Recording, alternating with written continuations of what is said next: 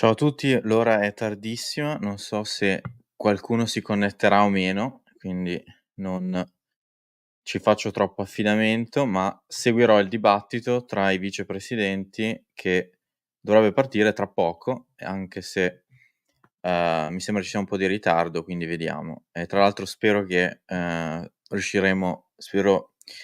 riuscirò a vederlo live senza che lo blocchino perché, essendo il dibattito coi vice, non ho ben capito come sono le regole di ingaggio per lo streaming e, non è, come il dibattito che c'è stato tra i presidenti dove praticamente era trasmesso da 270 canali. Comunque, dovrei avere trovato un canale YouTube che lo streama, senza problemi. Speriamo che questo sia il caso. Intanto lo lascio andare in sottofondo, non vedo ancora nessuno. Ehm Non so se sono loro in ritardo, i 2, o se, l'orario di partenza, che però doveva essere adesso, è sballato perché, in realtà si sono connessi mezz'ora prima, quindi pensavo che, ehm, così come è stato per il dibattito tra i presidenti, si sarebbe partiti ora. Comunque. Allora intanto do un'occhiata su Twitch, se c'è qualcuno. Secondo me non ci sarà nessuno oggi perché è veramente un'ora improponibile.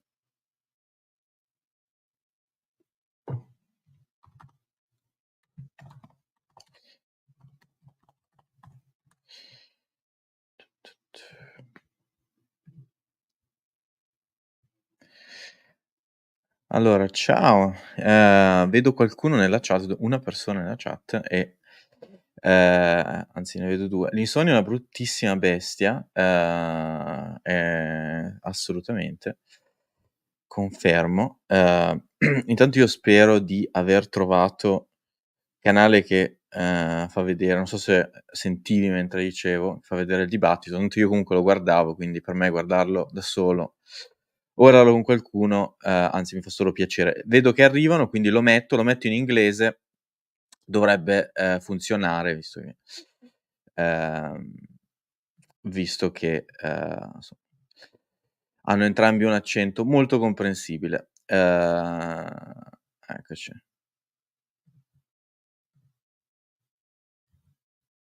Aspetta che stanno salutando, bla bla bla. Aspetta, mi conviene che lo metto così.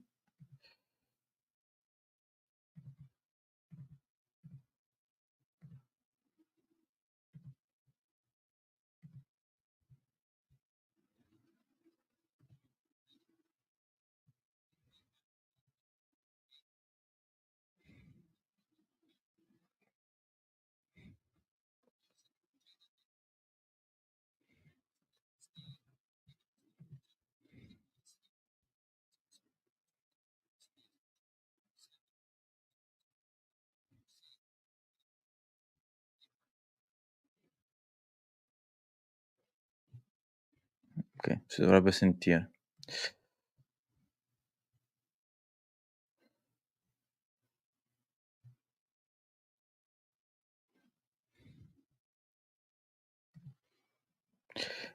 Penso proprio che si dovrebbe sentire senza problemi. Adesso secondo me passano al dibattito, quindi poi metto e mi taccio e magari interrompo ogni tanto quando dicono cose più noiose.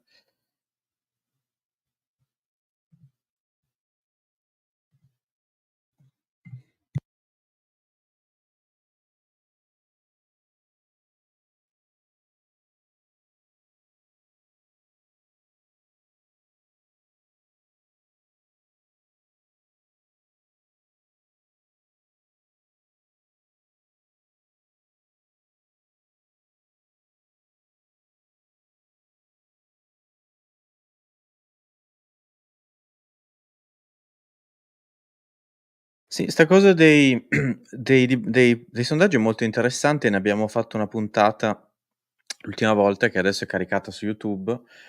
I sondaggi sono veramente all over the place, cioè non si riesce a capire.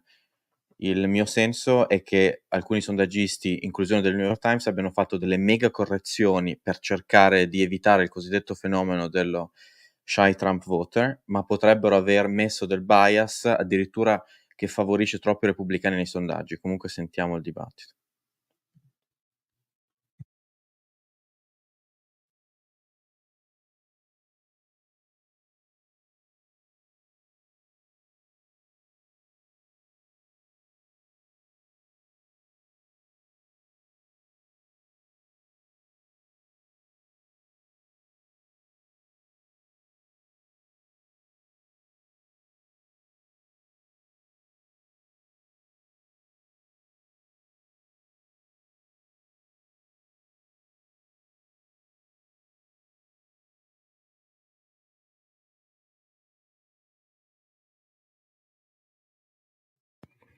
Allora, non si sente, quindi riscero, chiedo scusa.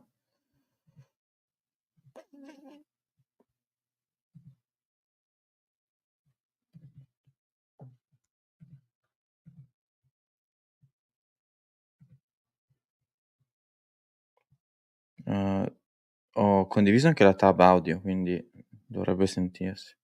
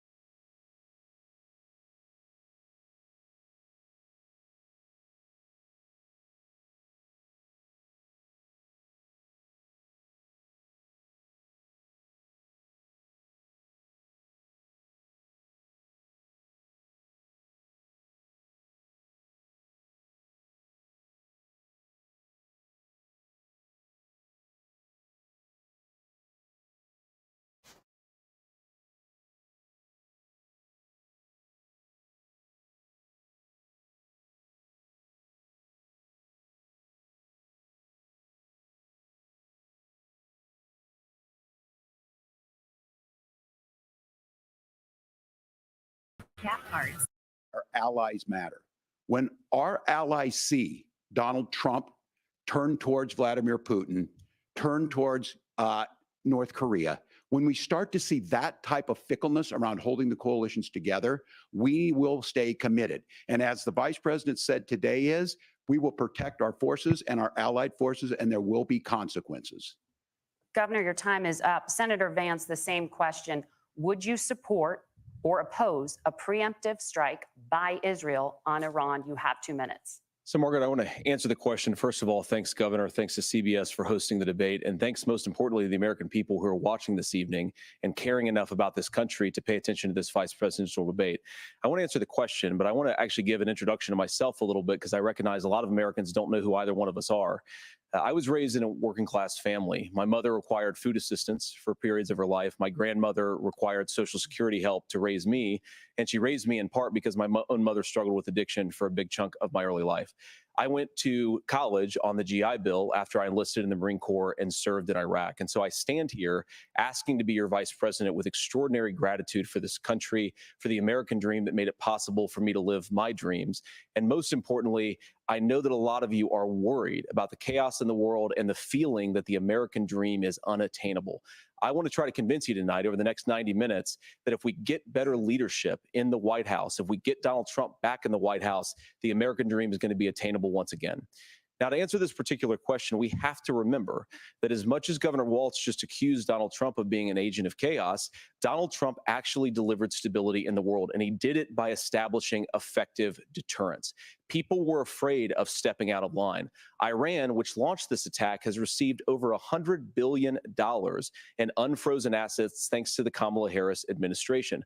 What do they use that money for? They use it to buy weapons that they're now launching against our allies, and God forbid, potentially launching against the United States as well. Donald Trump recognized that for people to fear the United States, you needed peace through strength. They needed to recognize that if they got out of line, the United States global leadership would put stability and peace back in the world.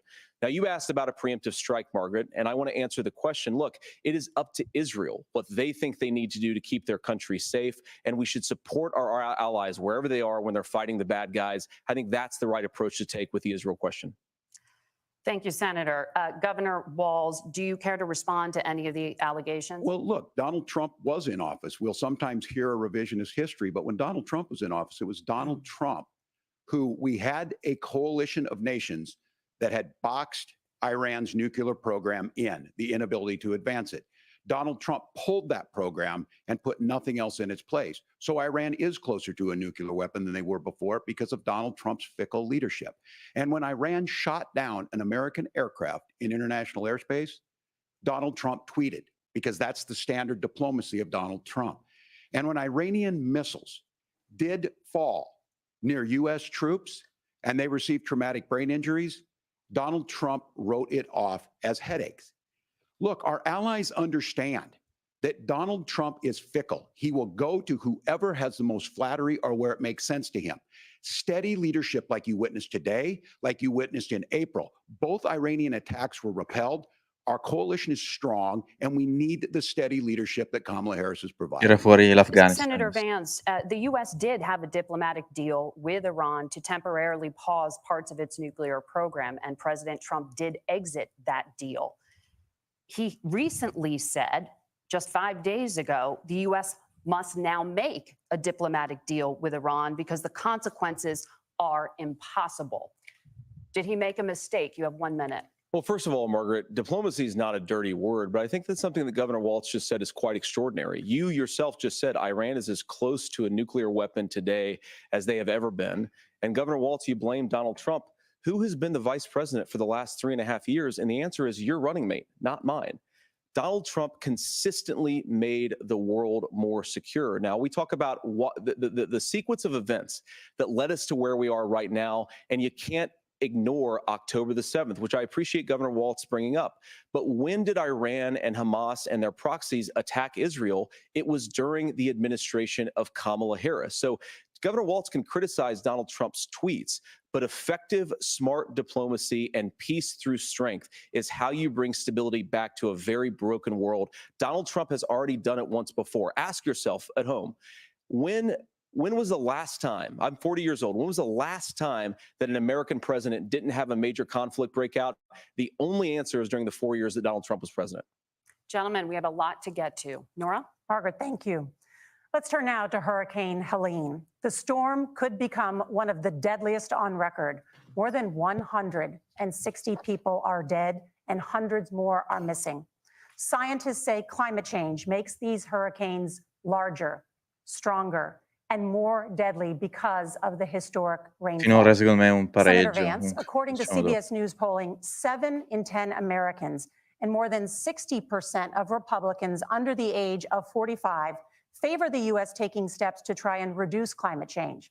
Senator, what responsibility would the Trump administration have to try and reduce the impact of climate change I'll give you 2 minutes. Sure. So first of all, let's start with the hurricane, because it's an unbelievable, unspeakable human tragedy. I just saw today actually a photograph of 2 grandparents on a roof with a 6-year-old child, and it was the last photograph ever taken of them because the roof collapsed and those innocent people lost their lives. And I'm sure Governor Walz joins me in saying our hearts go out to those innocent people, our prayers go out to them, and we want as robust and aggressive as a federal response as we can get to save as many lives as possible, and then of course afterwards to help the people in those communities rebuild. I mean, these are communities that I love. Some of them I know very personally in Appalachia, all across the Southeast. They need their government to do their job. And I commit that when Donald Trump is president again, the government will put the citizens of this country first when they suffer from a disaster.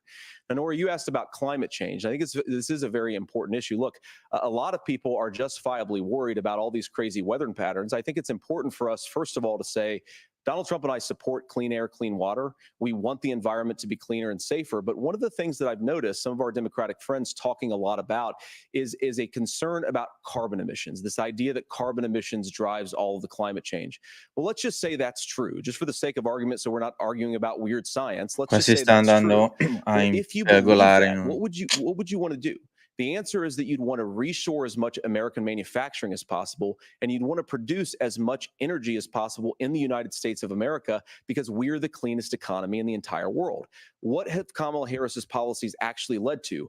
More energy production in China, more manufacturing overseas, more doing business in some of the dirtiest parts of the entire world. And when I say that, I mean the amount of carbon emissions they're doing per unit of economic output. So if we actually care about getting cleaner air and cleaner water, the best thing to do is to double down and invest in American workers and the American people. And Questa è unfortunately, Kamala interessante, poi la Harris has done discuto, exactly però è the opposite. problematica questa. Governor Walz, you have 2 minutes to respond. Well, we got close to an agreement because all those things are happening. Look, first of all, it is a horrific tragedy with this hurricane. And my heart goes out to the folks that are down there in contact with the governors. I serve as co-chair of the Council of Governors as we work together on these emergency managements. Governors know no partisanship. They work together to solve the governors and the emergency responders are on the ground. Those happen on the front end.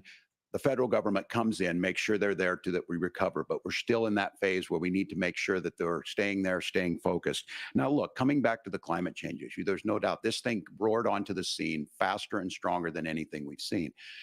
Senator Vance has said that there's a climate problem in the past. Donald Trump called it a hoax and then joked that these things would make more beachfront property to be able to invest in. What we've seen out of the Harris administration now, the Biden-Harris administration, is we've seen this investment. We've seen massive investments, the biggest in global history that we've seen in the Inflation Reduction Act, has created jobs all across the country. 2,000 in Jeffersonville, Ohio, taking the EV technology that we invented and making it here. 200,000 jobs across the country. The largest solar manufacturing plant in North America sits in Minnesota. But my farmers know climate change is real. They've seen 500-year droughts, 500-year floods back to back.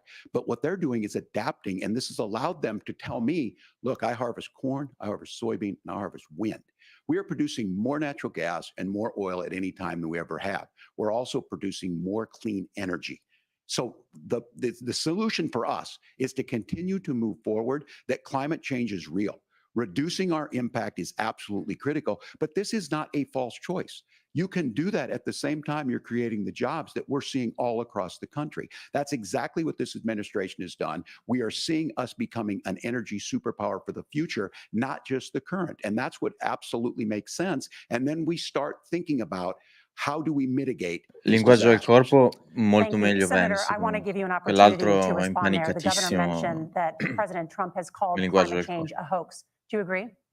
Well, look, what the president has said is that if the Democrats, in particular Kamala Harris and her leadership, if they really believe that climate change is serious, what they would be doing is more manufacturing and more energy production in the United States of America, and that's not what they're doing. So clearly, Kamala Harris herself doesn't believe her own rhetoric on this. If she did, she would actually agree with Donald Trump's energy policies. Now, something Governor Walz said I think is important to touch upon, because when we talk about clean energy, I think that's a slogan that often the Democrats will use here. And I'm talking, of course, about the Democratic leadership.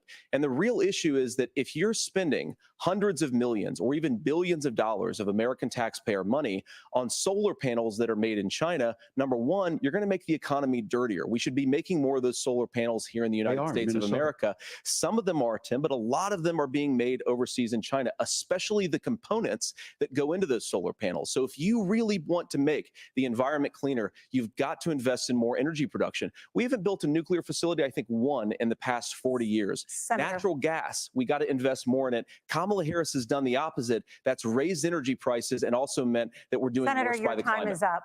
Governor, would you like to respond?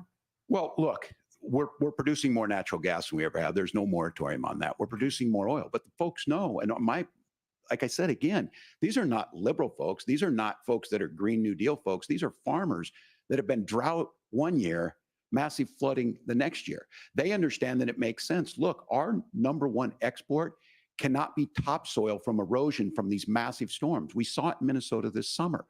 And thinking about how do we respond to that, we're thinking ahead on this. And what Kamala Harris has been able to do in Ok, qua li blocco un attimo, tanto stanno andando in circoli. Ma allora, la cosa che ha detto Vance secondo me è curiosa perché lui ha detto sostanzialmente, facendo reshoring, quello che avviene è che produrremmo delle tecnologie sostanzialmente più arcaiche, verrebbero prodotte negli Stati Uniti, chiaramente con con una efficienza energetica maggiore. Questo è vero ovviamente, no, le emissioni marginali sarebbero molto minori perché la fonte che verrebbe attivata sarebbe chiaramente più pulita negli Stati Uniti di quello che non sia in India o in un paese meno sviluppato. Il problema di quello che ha detto è ovviamente che i salari di queste produzioni sarebbero bassi, perché sono appunto produzioni che erano state spostate perché erano a un prezzo più basso. Questo è un po' il problema del discorso che fa spesso Vance su reshoring, e in questo caso è stato un po' l'ha buttato lì, e è un po' pericolosa questa affermazione che ha fatto.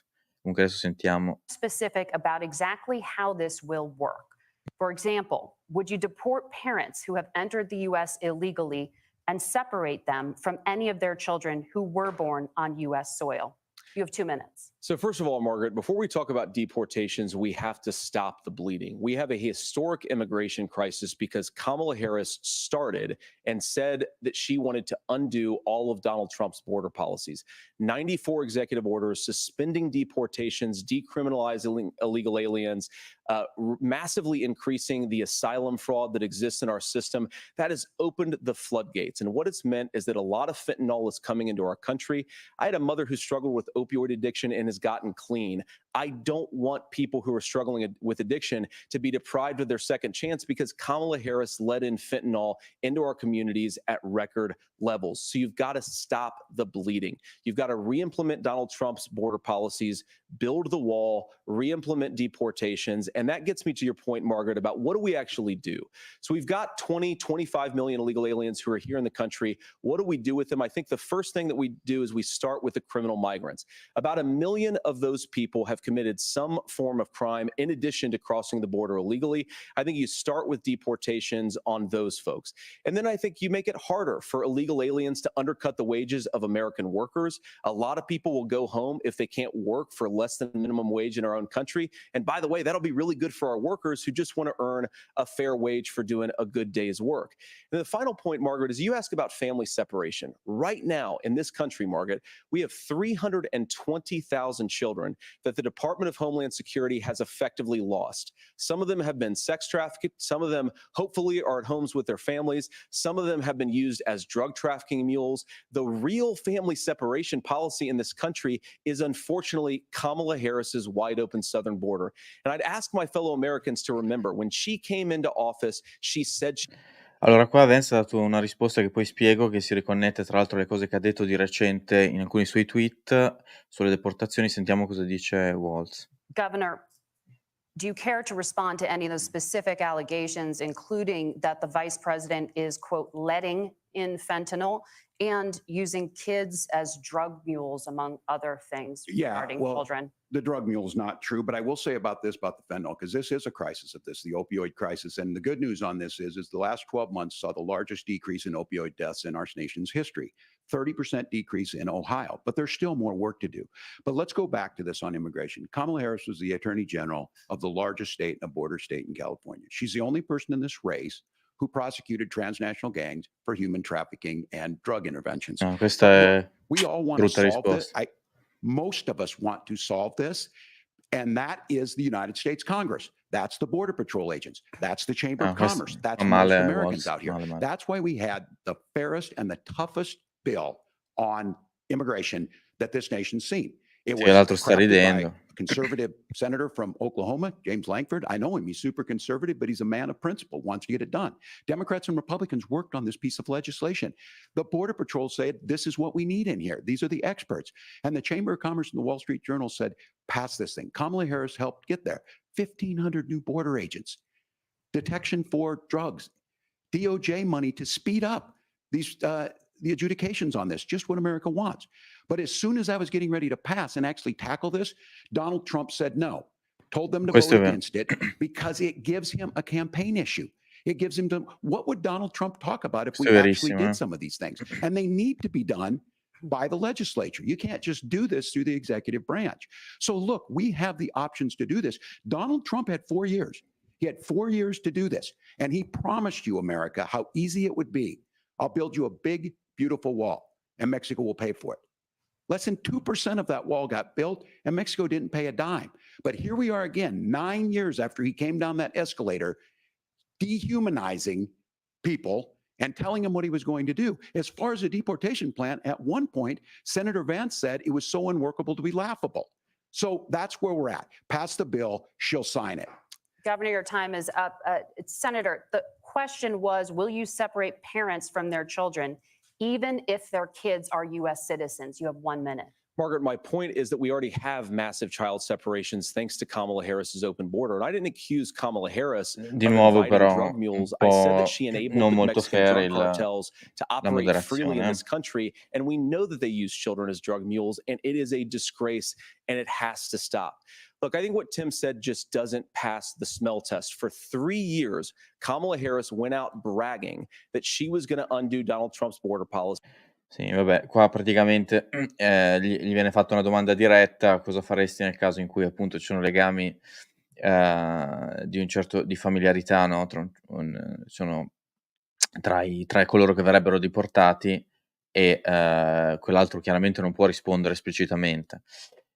Diciamo che però lei ha pressato lui molto di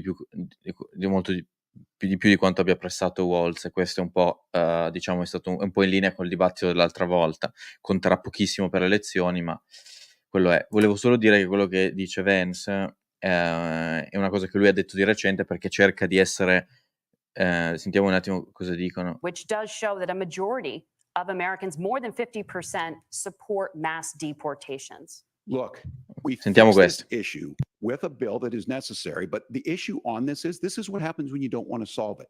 You demonize it. And we saw this, and Senator Vance, and it surprises me on this, talking about and saying, I will create stories to bring attention to this. That vilified a large number of people who were here. No, vabbè, qua si è andato a incasinare, avrebbe dovuto semplicemente ripetere che Trump non l'ha votato perché gli faceva comodo dal punto di vista elettorale. Quello che volevo dire su Vance è che sta cercando di giocare al ruolo che gli è anche facile, perché comunque una persona intelligente, di essere quello ragionevole dal punto di vista delle deportazioni, che chiaramente lui dice 20 milioni di persone deportarle neanche se sei il KGB riesce a farlo.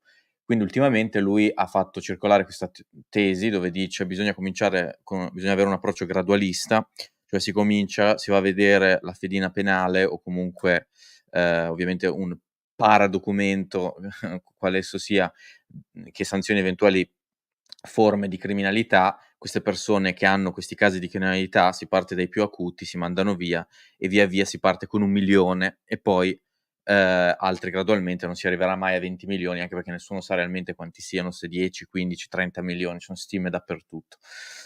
In generale entrambi hanno fatto abbastanza bene, però con dei punti di caduta that you sicuramente. would actually want to implement? You have 1 minute. Look, Margaret, first of all, the gross majority of what we need to do at the southern border is just empowering law enforcement to do their job. I've been to the southern border more than our borders are. Kamala Harris has been, and it's actually heartbreaking because the Border Patrol agents, they just want to be empowered to do their job. Of course, additional resources would help, but most of this is about the president and the vice president empowering our law enforcement to say, if you try to come across the border illegally, you've got to stay in Mexico, you've got to go back through proper channels. Now, Governor WALZ brought up the community of Springfield, and he's very worried about the things that I've said in Springfield. Look, in Springfield, Ohio, and in communities all across this country, you've got schools that are overwhelmed. You've got hospitals that are overwhelmed. You have got housing that is totally unaffordable because we brought in millions of illegal immigrants to compete with Americans for scarce homes. The people that I'm most worried about in Springfield, Ohio, are the American citizens who have had their lives Secondo destroyed voi by Kamala Harris's open border. It is a disgrace, Tim. Cioè, questa qua è una tesi che ho sentito anche di recente da persone anche sveglie. Cioè, secondo voi gli immigrati competono con le case da $500,000 che ci sono nella stragrande maggioranza delle città americane? $500,000, da 1 milione, tra $500,000 e 1 milione? Cioè, questa cosa assolutamente non è falsa. On housing, we could talk a little bit about Wall Street speculators buying up housing and making them less affordable. But it becomes a Neanche questa è la ragione. This bill also gives the money necessary to adjudicate. I agree. It should not take 7 years for an asylum claim to be done. This bill gets it done in 9. No, non è neanche quella la ragione per i costi delle case. I costi delle case è perché ci sono i codi e le Karen dei consigli comunali che non fanno costruire le case. E questo è un problema che soprattutto i democratici non vogliono affrontare, perché negli ultimi 20 anni sono diventati sempre più il partito dei codi e delle Karen. Non c'entrano niente né i fondi, ovviamente, che stanno acquistando, per carità del Signore, né gli immigrati che comprano le case da $500,000. Number of Haitian migrants who have legal status, temporary protected status. Well, Margaret, but Thank you. Senator, we have so much to get to. Margaret, I think it's important We're because going to turn now to the debate, economy. Thank Margaret, you. the rules were that The you guys economy, weren't going to fact check. And since you're fact checking me, I think it's important to say what's actually going on. So there's an application called the CBP One app, where you can go on as an illegal migrant, apply for asylum or apply for parole, and be granted legal status at the wave of a Kamala Harris open border wand. That is not a person coming in, applying for a green card and waiting for 10 years. That is the facilitation of illegal immigration, Margaret, by our own leadership. Thank you, Senator, for describing the legal process. We have so much to get to, Senator. Those laws have been on the books since 1990. Thank you, gentlemen. The We CBP want to have- One app has not been on the books since 1990. It's something that Kamala Harris created, Margaret. Gentlemen, the audience can't hear you because your mics are cut. We have so much we want to get to. Thank you for explaining the legal process. Nora. Thank you, Margaret. The economy is a top concern for voters. Each of your campaigns has released an economic plan, so let's talk about the specifics. Governor WALZ, Vice President Harris unveiled a plan that includes billions in tax credits for manufacturing, housing, and a renewed child tax credit. The Wharton School says your proposals will increase the nation's deficit by $1.2 trillion. How would you pay for that without ballooning the deficit? Governor, I'll give you 2 minutes. Yeah, thank you. And Kamala Harris and I do believe in the middle class because that's where we come from. We both grew up in that. We understand. So those of you out there listening tonight, you're hearing a lot of stuff back and forth, and it's good. It's healthy. That's what this is supposed to happen. You should be listening. How's this going to impact me? The bold forward plan that Kamala Harris put out there is talking about this housing issue. The one thing is there's 3 million new houses proposed under this plan with down payment assistance on the front end to get you in a house. A house is much more than just an asset to be traded somewhere. It's foundational to where you're at. And then making sure that ma questo è il problema. Day, whether they be prescription drugs or other things, that there's fairness in that. Look, the $35 insulin is a good thing, but it costs $5 to make insulin. They were charging $800 before this law went into effect. As far as the housing goes, I've seen it in Minnesota. 12% more houses in Minneapolis, prices went down on rent 4%. It's working. And then making sure tax cuts go to the middle class. $6,000 child tax credit, we have one in Minnesota, reduces childhood poverty by a third. We Questa save è una money in the boiata long run, and we pazzesca. do the right thing for families. È And then l'incentivo getting businesses Meloni off the ground. The law as versione it stands right now is per gli steroidi. $5,000 tax credit for small business, increasing that to $50,000. Now, this is a philosophical difference between us. Donald Trump made a promise, and I'll give you this. He kept it. He took folks to Mar-a-Lago, said, you're rich as hell, I'm gonna give you a tax cut. He gave the tax cuts that predominantly went to the top class. What happened there was an $8 trillion increase in the national debt, the largest ever. Now he's proposing a 20% consumption or sales tax on everything we bring in. Everyone agrees, including businesses, it would be destabilizing it, it would increase inflation and potentially lead to a recession. Look, this is simple for you. Where are we going? Kamala Harris has said to do the things she wants to do, we'll just ask the wealthiest to pay their fair share. When you do that, our system works best, more people are participating in it, and folks have the things that they need. Senator, I want to give you a moment to respond on that. But similarly, the Wharton School has done an analysis of the Trump plan and says it would increase the nation's deficit by $5.8 trillion. My question is the same for you. How do you pay for all that without ballooning the deficit? I'll give you 2 minutes. Well, first of all, you're going to hear a lot from Tim Walz this evening, and you just heard it in the answer, a lot of what Kamala Harris proposes to do. And some of it, I'll be honest with you, it even sounds pretty good. Here's what you won't hear, is that Kamala Harris has already done it. Because she's been the vice president for 3.5 years. She had the opportunity to enact all of these great policies, and what she's actually done instead is... Questa è anche una buona risposta. Sentiamo ancora un attimo, poi dico una... higher by about 60%. Open the American southern border and make middle-class life unaffordable for a large number of Americans. If Kamala Harris has such great plans for how to address middle-class problems, then she ought to do them now. Not when asking for a promotion, but in the job the American people... Questa è anche una buona risposta e vabbè, ci darà i numeri sull'inflazione, il che ci sta. Il punto è un altro, i giornalisti tirano fuori queste robe, queste stime di Wharton Business School, no? E hanno, tra l'altro in un modo un po' loaded, perché hanno detto che quell'altro incrementa di 1 miliardo e lui lo incrementa di 5. Ora,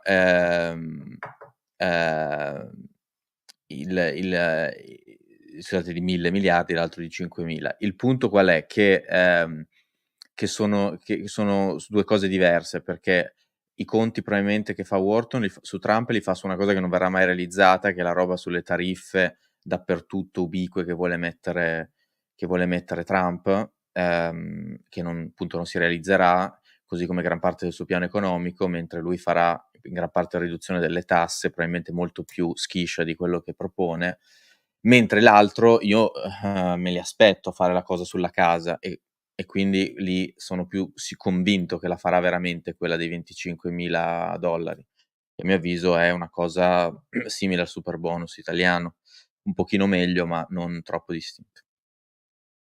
Governor, do you want to respond to that? What has Kamala Harris done for the middle class? Yeah, well, Kamala Harris's day one was Donald Trump's failure on COVID that led to the collapse of our economy. We were already before COVID in a manufacturing recession, but 10 million people out of work, largest percentage since the Great Depression.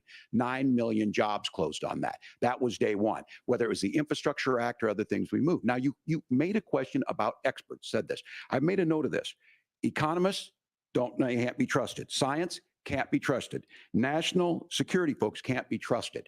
Look, if you're going to be president, you don't have all the answers. Donald Trump believes he does. My pro tip of the day is this. If you need heart surgery, listen to the people at the Mayo Clinic in Rochester, Minnesota, not Donald Trump. And the same thing goes with this. And I ask you out there, teachers, nurses, truck drivers, or whatever, how is it fair that you're paying your taxes every year and Donald Trump hasn't paid any federal tax in the last 15 years, and the last year as president? That's what's wrong with the system. There's a way around it, and he's bragged about that. We're just asking for fairness in it, and that's all you want. You have a minute. Governor, you say trust the experts. But those same experts for 40 years said that if we shipped our manufacturing base off to China, we'd get cheaper goods. They lied about that. They said if we shipped our industrial base off to other countries, to Mexico and elsewhere, it would make the middle class stronger. They were wrong about that. They were wrong about the idea that if we made America less self-reliant, less productive in our own nation, that it would somehow make us better off, and they were wrong about it. And for the first time in a generation, Donald Trump had the wisdom and the courage to say to that bipartisan consensus, we're not doing it anymore. We're bringing American manufacturing back. Scusate, comunque sto dando un'occhiata un po' a Twitter, le risposte sono che il dibattito è sicuramente meglio di quello tra i 2 presidenti. Viene fatto notare come il linguaggio del corpo di WALZ sia veramente un po' da sottomesso, no, e d'altronde Vance, insomma, è andato è un avvocato, è laureato in legge, poi non ha mai fatto l'avvocato, ma è laureato in legge a Yale o Princeton? A Yale con Vivek. Insomma, è un'altra categoria di debater, non so come si traduca in italiano. E questo ovviamente si sapeva già da prima, e non è il linguaggio del corpo di WALZ è veramente pessimo, però quando si esprime in realtà poi alla fine riesce a mettere assieme delle cose, insomma non fa dei grossi scivoloni, questo no. Giustamente qualcuno fa notare che Josh Shapiro, avrebbe avuto un altro risultato, però bisogna vedere se al netto conta poi dal punto di vista elettorale. Had people undercutting the right to collectively bargain. We had right to work states made it more difficult. We had companies that were willing to ship it over, and we saw people profit. Folks that are venture capital in some cases, putting money into companies that were overseas. We're in agreement that we bring those home. The issue is Donald Trump is talking about it. Kamala Harris has a record, 250,000 more manufacturing jobs just out of the IRA. May I respond to that? Yes. So appreciate that. So if you notice, what Governor Walz just did is he said, first of all, Donald Trump has to listen to the experts. And then when he acknowledged that the experts screwed up, he said, well, Donald Trump didn't do nearly as good of a job as the statistics No, that's a gross generalization. that he did. So what Tim Walz is doing, and I honestly, Tim, I think you got a tough job here, because you've got to play whack-a-mole. You've got to pretend that Donald Trump didn't deliver rising take-home pay, which of course he did. You've got to pretend that Donald Trump didn't deliver lower inflation, which of course he did. And then you simultaneously got to defend Kamala Harris's atrocious economic record, which has made gas, groceries, and housing unaffordable for American citizens. I was raised by a woman who would sometimes go into medical debt so that she could put food on the table in our household. I know what it's like to not be able to afford the things that you need to afford. We can do so much better. To all of you watching, we can get back to an America that's affordable again. We just got to get back to common sense economic principles. I hope we have a conversation on healthcare then. Senator, Governor. Please. Thank you. Margaret? We have a lot to get to ahead, gentlemen, on many topics. But right now, I want to talk about personal qualifications. The vice president is often the last voice the president hears before making consequential decisions. We want to ask you about your leadership qualities. Governor Walz, you said you were in Hong Kong during the deadly Tiananmen Square protests in the spring of 1989. But Minnesota Public Radio and other media outlets are reporting that you actually didn't travel to Asia until August of that year. Can you explain that discrepancy? Yeah, well, and to the folks out there who didn't get at the top of this, look, I grew up in small rural Nebraska, town of 400, town that you rode your bike with your buddies till the streetlights come on, and I'm proud of that service. I joined the National Guard at 17, worked on family farms, and then I used the GI Bill to become a teacher, passionate about it, a young teacher. My first year out, I got the opportunity in the summer of '89 to travel to China. 35 years ago, be able to do that. I came back home and then started a program to take young people there. We would take basketball teams, we would take baseball teams, we would take dancers, and we would go back and forth to China. The issue for that was to try and learn. Now, look, my community knows who I am. They saw where I was at. Look, I will be the first to tell you, I have poured my heart into my community. I've tried to do the best I can, but I've not been perfect. And I'm a knucklehead at times, but it's always been about that. Those same people elected me to Congress for 12 years. And in Congress, I was one of the most bipartisan people, working on things like farm bills that we got done, working on veterans benefits. And then the people of Minnesota were able to elect me to governor twice. So look, my commitment has been from the beginning to make sure that I'm there for the people, to make sure that I get this right. I will say more than anything, many times I will talk a lot. I will get caught up in the rhetoric. But being there, the impact it made, the difference it made in my life, I learned a lot about China. I hear the critiques of this. I would make the case that Donald Trump should have come on one of those trips with us. I guarantee you he wouldn't be praising Xi Jinping about COVID. And I guarantee you he wouldn't start a trade war that he ends up losing. So this is about trying to understand the world. It's about trying to do the best you can for your community. And then it's putting yourself out there and letting your folks understand what it is. My commitment, whether it be through teaching, which I was good at, or whether it was being a good soldier or was being a good member of Congress, those are the things that I think are the values that people care about. Governor, just to follow up on that, the question was, can you explain the discrepancy? All I said on this was, I got there that summer and misspoke on this. So I will just, that's what I've said. So I was in Hong Kong and China during the democracy protests went in. And from that, I learned a lot of what needed to be in governance. Thank you, Governor. Senator almeno gli ha Vance, gli ha in chiesto di 2016, you tornare called sul your punto. running mate, Donald Trump, unfit for the nation's highest office, and you said he could be America's Hitler. I know you've been asked many times, and you've said you regret those comments and explained you then voted for Donald Trump in 2020. But the Washington Post reported new messages last week in which you also disparaged Trump's economic record while he was president, writing to someone in 2020, quote, "Trump thoroughly failed to deliver his economic populism." You're now his running mate, and you've shifted many of your policy stances to align with his. If you become vice president, why should Americans trust that you will give Donald Trump the advice he needs to hear and not just the advice he wants to hear?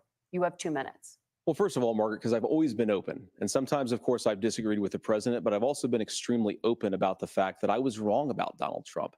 I was wrong, first of all, because I believed some of the media stories that turned out to be dishonest fabrications of his record. But most importantly, Donald Trump delivered for the American people. Rising wages, rising take-home pay, an economy that worked for normal Americans, a secure southern border, a lot of things, frankly, that I didn't think he'd be able to deliver on. And yeah, when you screw up, when you misspeak, when you get something wrong and you change your mind, you ought to be honest with the American people about it. It's one of the reasons, Margaret, why I've done so many interviews is because I think it's important to actually explain to the American people where I come down on the issues and what changed. Now, you pointed out the messages from 2020. Margaret, I've been extremely consistent that I think there were a lot of things that we could have done better in the Trump administration the first round if Congress was doing its job. I strongly believe, and I've been a United States Senator, that Congress is not just a high-class debating society. It's not just a forum for senators and congressmen to whine about problems. It's a forum to govern. So there were a lot of things on the border, on tariffs, for example, where I think that we could have done so much more if the Republican Congress and the Democrats in Congress had been a little bit better about how they govern the country. They were so obsessed with impeaching Donald Trump, they couldn't actually govern. And I want to talk about this tariff issue in particular, Margaret, because Tim just accused this of being a national sales tax. Look, the one thing, and you're probably surprised to hear me praising Joe Biden, but the one thing that Joe Biden did is he continued some of the Trump tariffs that protected American manufacturing jobs. And it's the one issue, the most pro-worker part of the Biden administration, it's the one issue where Kamala Harris has run away from Joe Biden's record. Think about this. If you're trying to employ slave laborers in China at $3 a day, you're going to do that and undercut the wages of American workers unless our country stands up for itself and says, you're not accessing our markets unless you're paying middle-class Americans a fair wage. Senator, your time is up. Nora? Thank you. Now to the issue of reproductive rights. Governor WALZ, after Roe versus Wade was overturned, you signed a bill into law that made Minnesota one of the least restrictive states in the nation when it comes to abortion. Former President Trump said in the last debate that you believe abortion, quote, in the 9th month is absolutely fine. Yes or no? Is that what you support? I'll give you 2 minutes. That's not what the bill says, but look, this issue is what's on everyone's mind. Donald Trump put this all into motion. He brags about how great it was that he put the judges in and overturned Roe versus Wade, 52 years of personal autonomy. And then he tells us, oh, we send it to the states. It's a beautiful thing. Amanda Zaworski would disagree with you on it's a beautiful thing. A young bride in Texas waiting for their child at 18 weeks. She has a complication, a tear in the membrane. She needs to go in. The medical care at that point needs to be decided by the doctor. And that would have been an abortion. But in Texas, that would have put them in legal jeopardy. She went home, got sepsis, nearly dies, and now she may have difficulty having children. Or in Kentucky, Hadley Duvall, a 12-year-old child raped and impregnated by her stepfather. Those are horrific. Now, when got asked about that, Senator Vance said 2 wrongs don't make a right. There is no right in this. So in Minnesota, what we did was restore Roe versus Wade. We made sure that we put women in charge of their health care. But look, this is not where, if you don't know Amanda or a Hadley, you soon will. Their Project 2025 is going to have a registry of pregnancies. It's going to make it more difficult, if not impossible, to get contraception and limit access, if not eliminate access to infertility treatments. For so many of you out there listening, me included, infertility treatments are why I have a child. That's nobody else's business, but those things are being proposed. And the catch-all on this is, well, the states will decide what's right for Texas might not be right for Washington. That's not how this works. This is basic human right. We have seen maternal mortality skyrocket in Texas, outpacing many other countries in the world. This is about healthcare. In Minnesota, we are ranked first in healthcare for a reason. We trust women, we trust doctors. Senator, do you want to respond to the governor's claim? Will you create a federal pregnancy monitoring agency? No, Nora, certainly we won't. And I want to talk about this issue because I know a lot of Americans care about it, and I know a lot of Americans don't agree with everything that I've ever said on this topic. And, you know, I grew up in a working class family in a neighborhood where I knew a lot of young women who had unplanned pregnancies and decided to terminate those pregnancies because they feel like they didn't have any other options. And, you know, one of them is actually very dear to me. And I know she's watching tonight, and I love you. And she told me something a couple years ago that she felt like if she hadn't had that abortion, that it would have destroyed her life because she was in an abusive relationship. And I think that what I take from that as a Republican who proudly wants to protect innocent life in this country, who proudly wants to protect the vulnerable, is that my party, we've got to do so much better of a job at earning the American people's trust back on this issue where they frankly just don't trust us. And I think that's one of the things that Donald Trump and I are endeavoring to do. I want us as a Republican Party to be pro-family in the fullest sense of the word. I want us to support fertility treatments. I want us to make it easier for moms to afford to have babies. I want it to make it easier for young families to afford a home so they can afford a place to raise that family. And I think there's so much that we can do on the public policy front just to give women more options. Now, of course, Donald Trump has been very clear that on the abortion policy specifically, that we have a big country and it's diverse. And California has a different viewpoint on this than Georgia. Georgia has a different viewpoint from Arizona. And the proper way to handle this, as messy as democracy sometimes is to let voters make these decisions, let the individual states make their abortion policy. And I think that's what makes the most sense in a very big, a very diverse, and let's be honest, sometimes a very, very messy and divided country. Governor, would you like to respond and also answer the question about restrictions? Yeah, well, the question got asked and Donald Trump made the accusation that wasn't true about Minnesota. Well, let me tell you about this idea that there's diverse states. There's a young woman named Amber Thurman. She happened to be in Georgia, a restrictive state. Because of that, she had to travel a long distance to North Carolina to try and get her care. Amber Thurman died in that journey back and forth. The fact of the matter is, how can we as a nation say that your life and your rights, as basic as the right to control your own body, is determined on geography?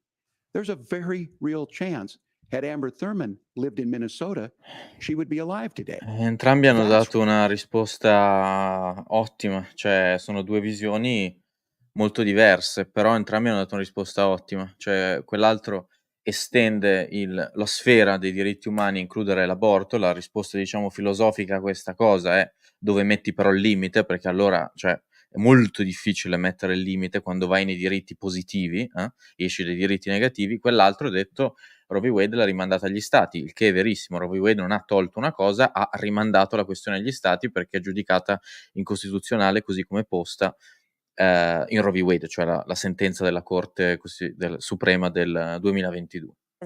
Why have you changed your position? Well, Nora, first of all, I never supported a national ban. I did when I was running for Senate in 2022 talk about setting some minimum national standard. For example, we have a partial birth abortion ban in place in this country at the federal level. I don't think anybody's trying to get rid of that, or at least I hope not, though I know that Democrats have taken a very radical pro-abortion stance. But Nora, one of the things that changed is in the state of Ohio, we had a referendum in 2023, and the people of Ohio voted overwhelmingly, by the way, against my position. And I think that what I learned from that, Nora, is that we've got to do a better job at winning back people's trust. So many young women would love to have families. So many young women also see an unplanned pregnancy as something that's going to destroy their livelihood, destroy their education, destroy their relationships. And we have got to earn people's trust back. And that's why Donald Trump and I are committed to pursuing pro-family policies, making childcare more accessible, making fertility treatments more accessible, because we've got to do a better job at that. And that's what real leadership is. Governor, your response. I'm going to respond on the pro-abortion piece of that. No, we're not. We're pro-women. We're pro-freedom to make your own choice. We know what the implications are to not be that. Women having miscarriages, women not getting the care, physicians feeling like they may be prosecuted for providing that care. And as far as making sure that we're educating our children and giving them options, Minnesota's a state with one of the lowest teen pregnancy rates. We understand that too. We know that the options need to be available, and we make that true. We also make it, we're a top 3 state for the best place to raise children. But these two things to try and say that we're pro-children, but we don't like this, or you guys are pro-abortion, that's not the case at all.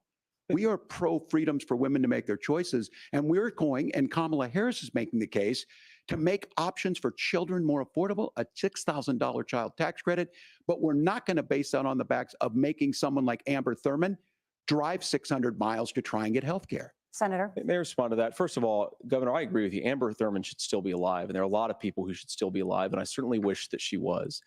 And maybe you're free to disagree with me on this and explain this to me, but as I read the Minnesota law that you signed into law, the statute that you signed into law, it says that a doctor who presides over an abortion where the baby survives, the doctor is under no obligation to provide life-saving care to a baby who survives a botched late-term abortion. That is, I think, That's whether not you're true. pro-choice or pro-abortion, that is fundamentally barbaric. And that's why I use that word, Nora, is because some of what we've seen, do you want to force Catholic hospitals to perform abortions against their will? Because Kamala Harris has supported suing Catholic nuns to violate their freedom of conscience. We can be a big and diverse country where we respect people's freedom of conscience and make the country more pro-baby and pro-family. But please. Yes, Governor, please respond. Look, this is one where there's always something there. This is a very simple proposition.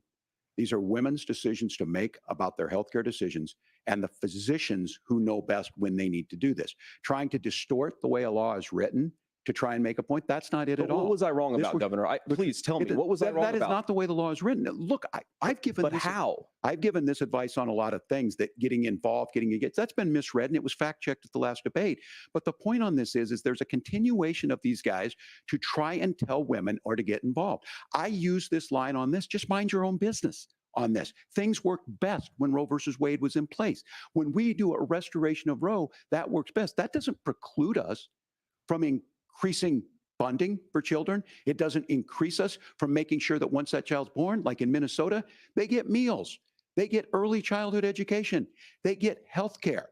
So the hiding behind we're going to do all these other things when you're not proposing them in your budget, Kamala Harris is proposing them. She's proposing all those things to make life easier for families. I asked a specific question, Governor. You gave me a slogan as a response. It's not the case. It's not true. That's not what the law says. So they fact-checked it with President Trump.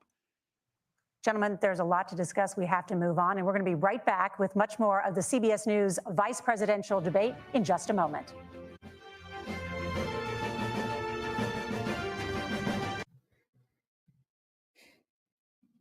Ma allora, aspetta che okay. No, sicuramente è meglio del dibattito tra i 2 presidenti. In realtà hanno anche, insomma, uno potrebbe prendere quasi degli spezzoni e, utilizzarli in non so, in un corso di laurea per far dibattere su questi temi, no, cioè il dibattito sull'aborto è oggettivamente stato abbastanza interessante. La posizione dell'uno è quella di un'estensione del concetto di libertà ai cosiddetti diritti positivi, e lui ci fa ricadere la questione dell'aborto. Il problema con cui questa cosa si scontra è quella classica per cui è difficilissimo porre un limite ai diritti positivi, quindi ti vai a infrangere con il fatto che devi comunque tassare qualcuno per far sì che questi diritti poi si realizzino nella pratica, a meno che non vuoi che questi diritti siano lettera morta, ad appannaggio solo dei ricchi, e quindi devi poi decidere dov'è il limite, e questo è un atto eminentemente politico.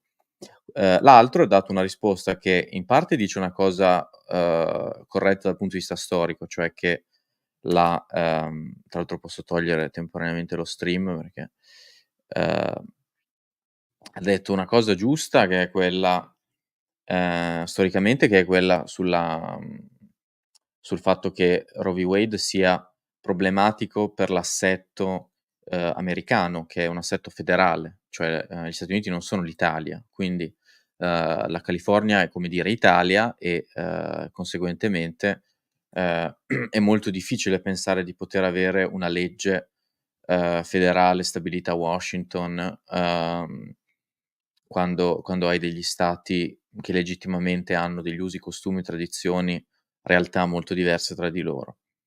Inoltre non era questa la premessa sulla quale sono stati fondati gli Stati Uniti, quindi qua poi sorge una questione più di fondo su quale sia il fondamento proprio filosofico dei 2 partiti, no, e, il partito repubblicano in questo senso si pone più in linea con una tradizione costituzionalista, mentre quegli altri si inseriscono in una tradizione più nuova, più progressista, che, però va ben oltre il concetto di Stato federale. Ehm Niente, quindi il dibattito sull'aborto è stato interessante. Non ne hanno tra l'altro parlato troppo a lungo, come nel caso, viziato dai 2 ehm, diciamo tra i 2 coloro che han fatto le domande al dibattito con i presidenti, che è stato, eccessivo, se n'è parlato per troppo tempo, togliendo spazio alle notizie economiche.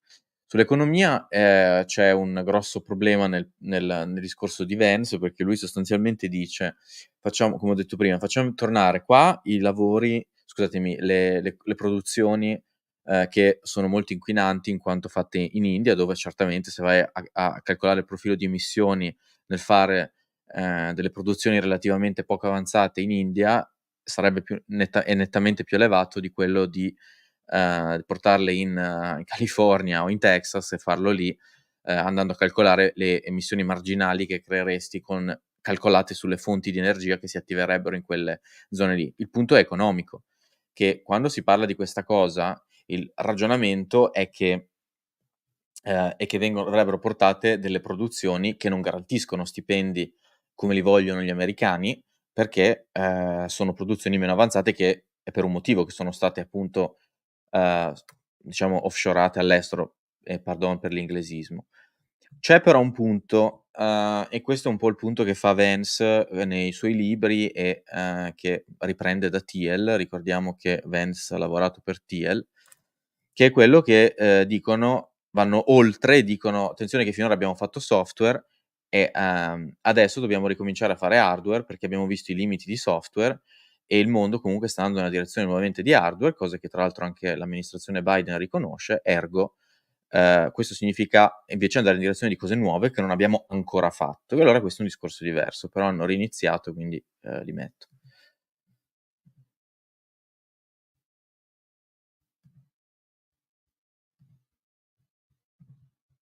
First time, the parents of a school shooter were convicted of involuntary manslaughter and sentenced to 10 years in prison. Do you think holding parents responsible could curb mass shootings? I'll give you 2 minutes. Yeah, well, Nora, on that particular case, I don't know the full details, but I certainly trust local law enforcement and local authorities to make those decisions. I think in some cases the answer is going to be yes, and in some cases the answer is going to be no. And the details really matter here, of course. For example, if a kid steals a gun, that's going to be different than if a parent hands over a gun knowing that their kid is potentially dangerous. But look, I want to just sort of speak as a father of 3 beautiful little kids, and our oldest is now in 2nd grade. And like a lot of parents, we send our kids to school with such hope and such joy and such pride at their little faces on the first day of school. And we know, unfortunately, that a lot of kids are going to experience this terrible epidemic of gun violence. And of course, our hearts go out to the families that are affected by this terrible stuff. And we do have to do better. And I think that Governor Walz and I actually probably agree that we need to do better on this. The question is just, how do we actually do it? Now, here's something that really bothers me and worries me about this epidemic of violence. The gross majority, close to 90% in some of the statistics I've seen, of the gun violence in this country is committed with illegally obtained firearms. And while we're on that topic, we know that thanks to Kamala Harris's open border, we've seen a massive influx in the number of illegal guns run by the Mexican drug cartels. So that number, the amount of illegal guns in our country is higher today than it was 3.5 years ago. But what do we do about the schools? What do we do to protect our kids? And I think the answer is, and I say this not loving the answer, because I don't want my kids to go to school in a school that feels unsafe or where there are visible signs of security. But I unfortunately think that we have to increase security in our schools. We have to make the doors lock better. We have to make the doors stronger. We've got to make the windows stronger. And of course, we've got to increase school resource officers, because the idea that we can magically wave a wand and take guns out of the hands of bad guys, it just doesn't fit with recent experience. So we've got to make our schools safer. And I think we've got to have some common sense bipartisan solutions for how to do that. Governor, you have 2 minutes. Well, I think all the parents watching tonight, this is your biggest nightmare. Look, I got a 17-year-old, and he witnessed a shooting at a community center playing volleyball. Those things don't leave you. As a member of Congress, I sat in my office surrounded by dozens of the Sandy Hook parents, and they were looking at my 7-year-old picture on the wall. Their 7-year-old were dead, and they were asking us to do something. And look, I'm a hunter. I own firearms. The vice president is. We understand that the Second Amendment is there, but our first responsibility is to our kids to figure this out. In Minnesota, we've enacted enhanced red flag laws, enhanced background checks, and we can start to get data. But here's the problem. If we really want to solve this, we've got folks that won't allow research to be even done on gun violence. And this idea that we should just live with it, and here's what I do think, that this is a good start to the conversation. I 100% believe that Senator Vance hates it when these kids, it's abhorrent and it breaks your heart. I agree with that. But that's not far enough when we know there are things that work. I've spent time in Finland and seen some Finnish schools. They don't have this happen, even though they have a high gun ownership rate in the country. There are reasonable things that we can do to make a difference. It's not infringing on your Second Amendment. And the idea to have some of these weapons out there, it just doesn't make any sense. Kamala Harris, as an attorney general, worked on this issue. She knows that it's there. No one's trying to scaremonger and say we're taking your guns, but I ask all of you out there, do you want your schools hardened to look like a fort? Is that what we have to go? When we know there's countries around the world that their children aren't practicing these types of drills. They're being kids. We owe it to them to get a fix. These are things that shouldn't be that difficult. You can still keep your firearms, and we can make a difference. We have to. If you're listening tonight, this breaks your heart. Senator. Tim, first of all, I didn't know that your 17-year-old witnessed a shooting. I'm sorry about that, and I hope that he's doing okay. Christ have mercy. It is awful. And I appreciate what Tim said actually about Finland, because I do think it illustrates some of the frankly weird differences between our own country's gun violence problem and Finland. Is okay, first of all, we have way higher rates of mental health abuse or mental health substance abuse. We have way higher rates of depression, way higher rates of anxiety. We unfortunately have a mental health crisis in this country that I really do think that we need to get to the root causes of, because I don't think it's the whole reason why we have such a bad gun violence problem, but I do think it's a big piece of it. Another driver of the gun violence epidemic, especially that affecting our kids, it doesn't earn as many headlines, but is the terrible gun violence problem in a lot of our big cities. And this is why we have to empower law enforcement to arrest the bad guys, put them away, and take gun offenders off the streets. I think there's a whole host of things that we can do here, but I do think at our schools, we've got to talk about more security. Senator, thank you. Governor, you previously opposed an assault weapons ban, but only later in your political career did you change your position. Why? Yeah, I sat in that office with those Sandy Hook parents. I've become friends with school shooters. I've seen it. Look, the NRA, I was an NRA guy for a long time. They used to teach gun safety. I'm of an age where My shotgun was in my car so I could pheasant hunt after football practice. That's not where we live today. And several things I want to mention on this is talking about cities and where it's at. The number one where the most firearm deaths happen in Minnesota are rural suicides. And we have an epidemic of children getting guns and shooting themselves. And so we have, and we should look at all of the issues, making sure folks have health care and all that. But I want to be very careful. This idea of stigmatizing mental health, just because you have a mental health issue doesn't mean you're violent. And I think what we end up doing is we start looking for a scapegoat. Sometimes it just is the guns. It's just the guns. And there are things that you can do about it. But I do think that this is one, and I think this is a healthy conversation. I think there's a capacity to find solutions on this that work, protect Second Amendment, protect our children. That's our priority. Gentlemen, thank you. Margaret? Thank you, Nora. Let's turn now to the top contributor to inflation, the high cost of housing and rent. There's a shortage of more than 4 million homes in the United States, and that contributes to the high housing prices. Governor WALZ, the Harris campaign promises a $25,000 down payment assistance for first-time home buyers and a $10,000 tax credit. They also promise to build 3 million new homes. Where are you building these homes, and won't handing out that kind of money just drive up prices higher? No, it's not handing out. First, let me say this issue of housing, and I think those of you listening on this, the problem we've had is that we've got a lot of folks that see housing as another commodity. It can be bought up, it can be shifted, it can be moved around. Those are not folks living in those houses. Those of you listening tonight, that house is a big deal. I bought and owned one house in my life. My mom still lives in the house where I was. And when I think of a house, I'm thinking of Christmas services after midnight mass where you go with your family. We need to make it more affordable. And one of the things, as I said, this program that the vice president is pushing forward and bringing a new way of approaching this is something we're doing in Minnesota from that lead. We in the state invested in making sure our housing was the biggest investment that we'd ever made in housing. It starts to make it easier. We cut some of the red tape. Local folks, look, we can't do it at the federal level, but local folks make it easier to build those homes. And then that down payment assistance. I can tell all of you out there, certainly for me, using the GI Bill was one thing, but a veteran's home loan, the big thing about a veteran's home loan is you don't have to pay the down payment. Those are things that make it there. Vabbè, questo è un po' boiate. Pessima notizia comunque dal punto di vista delle case che abbiano tagliato i tassi, perché le case non erano andate giù neanche coi tassi ribassati, alzati, adesso che sembra che si stia andando verso un periodo in cui li abbassano nuovamente. Ci sarà un rimbalzo ulteriore dei prezzi delle case. Down payment assistance. We get it back from people because here's what we know. People with stable housing end up with stable jobs. People with stable housing have their kids able to get to school. All of those things in the long run end up saving our money. And that's the thing that I think we should be able to find some common ground in, but we can't blame immigrants for the only reason. That's not the case that's happening in many cities. The fact of the matter is that we don't have enough naturally affordable housing, but we can make sure that the government's there to help kickstart it, create that base.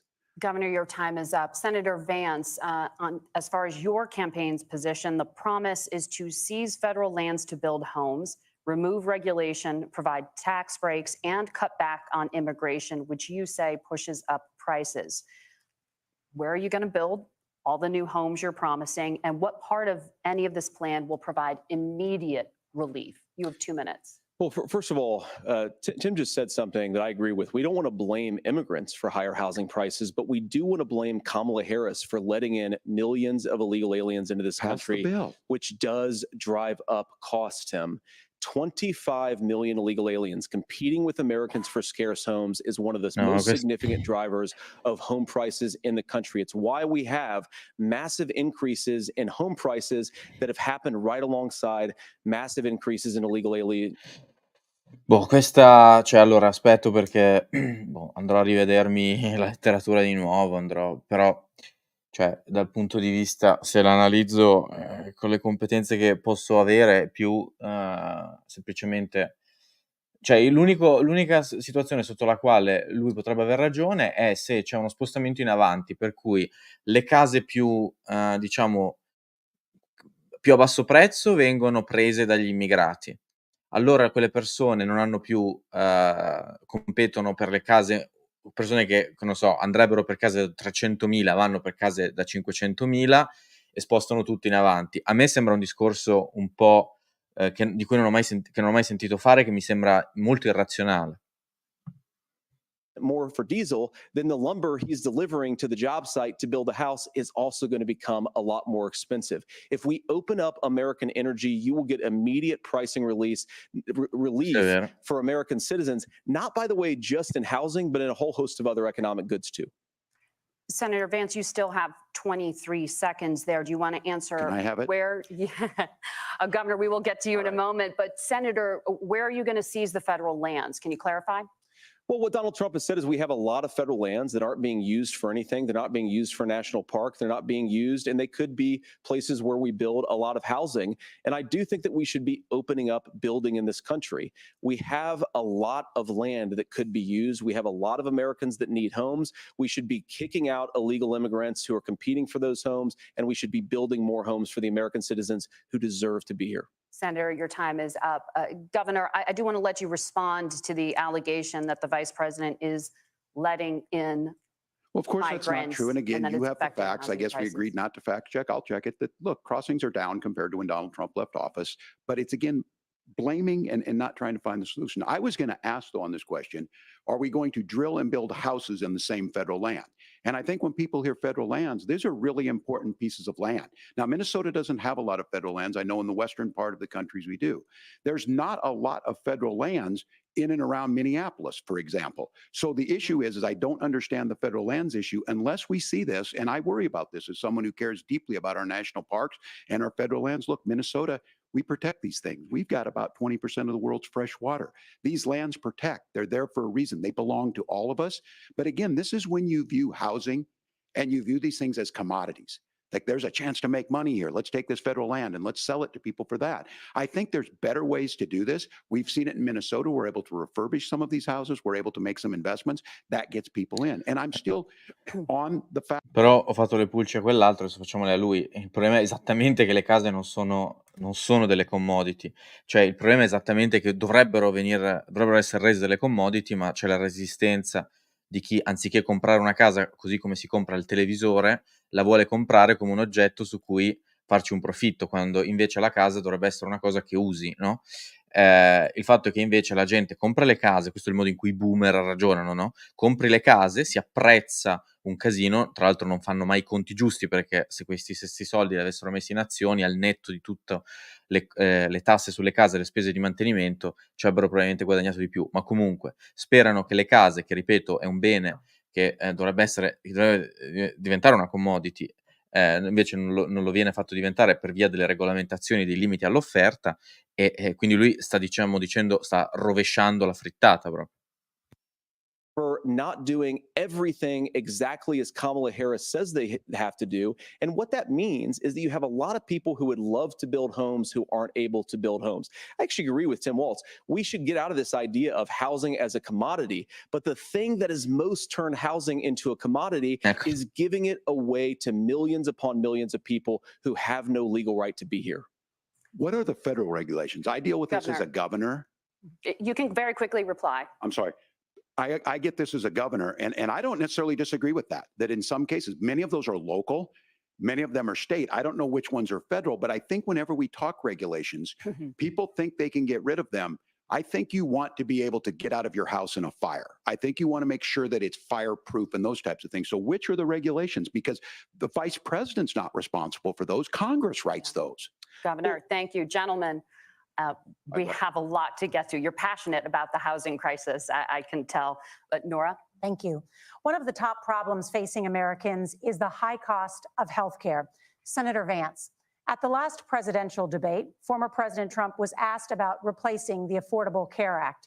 In response, he said, I have concepts of a plan.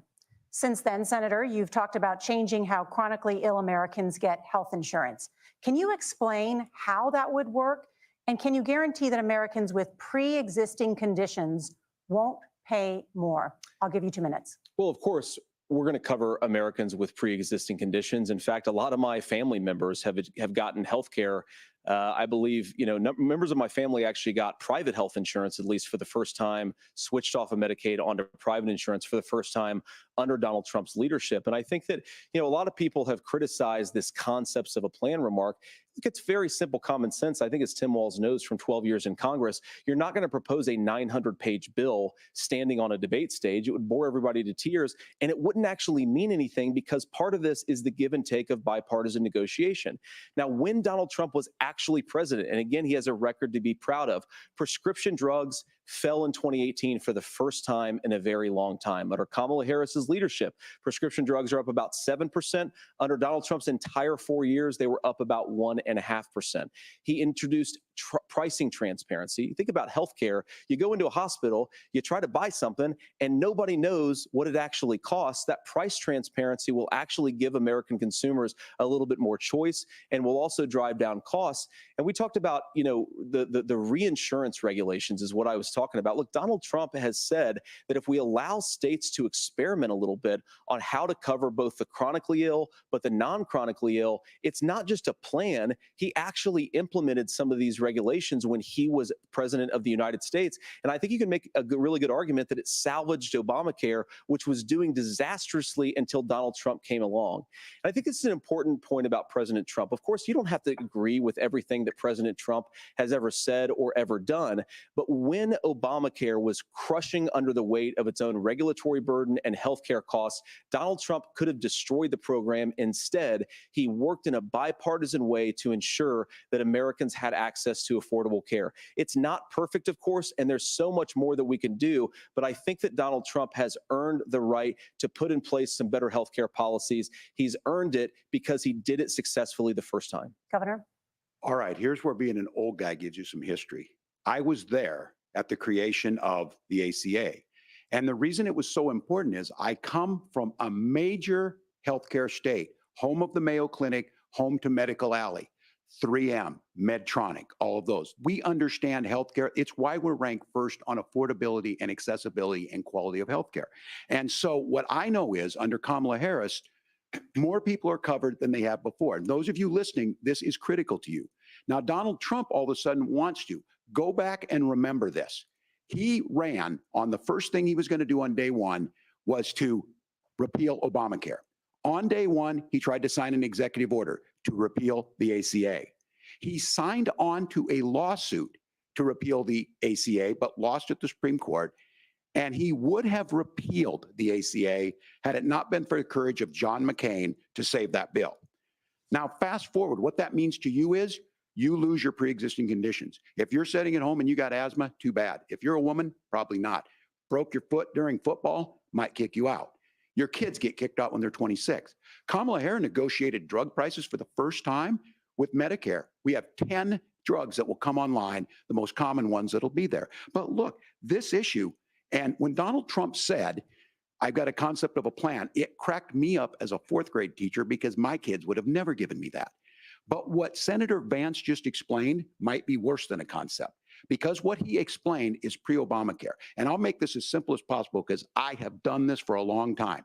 What they're saying is, if you're healthy, why should you be paying more? So what they're going to do is let insurance companies pick who they insure, because guess what happens? You pay your premium, it's not much. They figure they're not going to have to pay out to you. But those of you a little older, gray, got cancer, you're going to get kicked out of it. That's why the system didn't work. Kamala Harris will protect and enhance the ACA. Governor, thank you. Senator, you have not yet explained how you would protect people with pre-existing conditions or laid out that plan. Well, look, we currently have laws and regulations in place right now that protect people with pre-existing conditions. We want to keep those regulations in place, but we also want to make the health insurance marketplace function a little bit better. Now, what Governor Walz just said is actually not true. A lot of what happened, and the reason that Obamacare was crushing under its own weight, is that a lot of young and healthy people were leaving the exchanges. Donald Trump actually helped address that problem, and he did so in a way that preserved people's access to coverage who had pre-existing conditions. But again, something that these guys do is they make a lot of claims about if Donald Trump becomes president, all of these terrible consequences are going to ensue.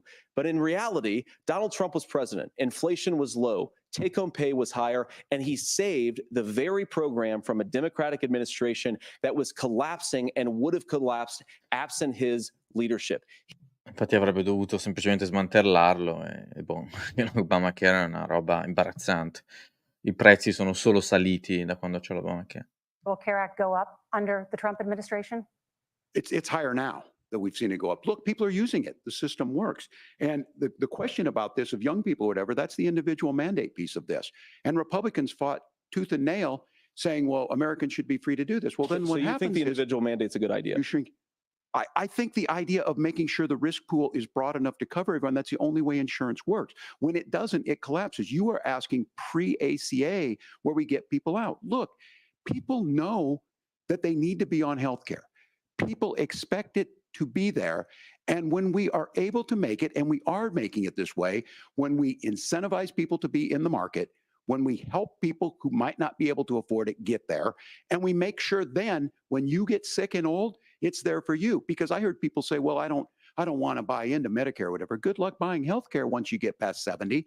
So look, the ACA works. We can continue to do better. Kamala Harris did that. The way she made everything better was negotiating those 10 drugs on Medicare for the first time in American history. Thank you. Margaret. Can I address that? I apologize. We're out of Go time. ahead, We have a Nora. number of subjects to discuss. Margaret. Let's talk about families in America. There is a child care crisis Sure. in this country, and the United States is one of the very few developed countries in the world without a national paid leave program for new parents. Governor WALZ, you said that if Democrats win both the White House and Congress, this is a day one priority for you. How long should employers be Il required linguaggio del to pay corpo workers e while they are espressioni home facciali di taking WALZ care of their zero proprio newborns? You però, have 2 minutes. Madonna. Yeah, Si può well, guardare. that's negotiable, and that's what Congress worked. But here's what the deal is. Americans sitting out there right now, you may work for a big company. Look, we're home in Minnesota to some of the largest Fortune 500 companies. Kamala Harris knows that in California. Those companies provide paid family and medical leave. One is, I think they're moral and they think it's a good thing, but it also keeps their employees healthy. We in Minnesota passed a paid family and medical leave. You have a child, and I had to go back to work 5 days after my kids were born. This allows you to stay home a certain amount of time. What we know is that gets the child off to a better start. The family works better. They stay in their employers. We get more consistency in that. So Kamala Harris has made it a priority. We implemented it in Minnesota and we see growth. That's how you become a pro-business state. But the negotiations on it, and here's the issue. Those big companies are able to offer it. Those of you out there who don't have it, just imagine what happens if you get cancer or your child gets sick. We know what happens. You end up staying home. In some cases, that means no paycheck because you've got no protection on that. This is the case of an economy that Donald Trump has set for the wealthiest amongst us. He's willing to give those tax breaks to the wealthiest. He's willing to say, bust those unions up, do whatever. What we're saying is the economy works best when it works for all of us. And so a paid family medical leave program, and I will tell you, go to the families or go to the businesses and ask them. As far as childcare on this, you have to take it at both the supply and the demand side. You can't expect the most important people in our lives to take either our children or our parents to get paid the least amount of money. And we have to make it easier for folks to be able to get into that business and then to make sure that folks are able to pay for that. We were able to do it in Minnesota, and I'm still telling you this.